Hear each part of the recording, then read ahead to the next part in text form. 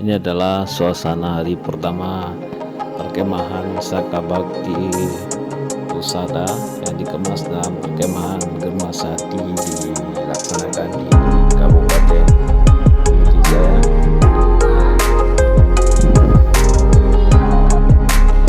Nah, anak-anak perempuan yang baru datang ke lokasi sedang mempersiapkan lokasi tenda dan juga persiapan untuk melaksanakan upacara pembukaan.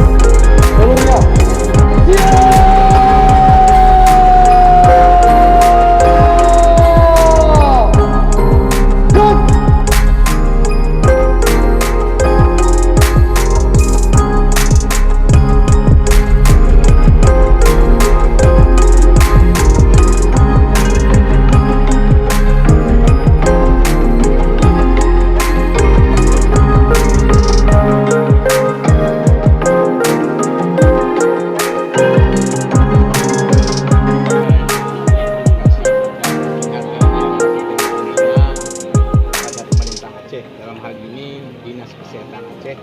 yang telah menempatkan kegiatan ini yaitu di Pidijaya, yaitu kami sangat mendukung sepenuhnya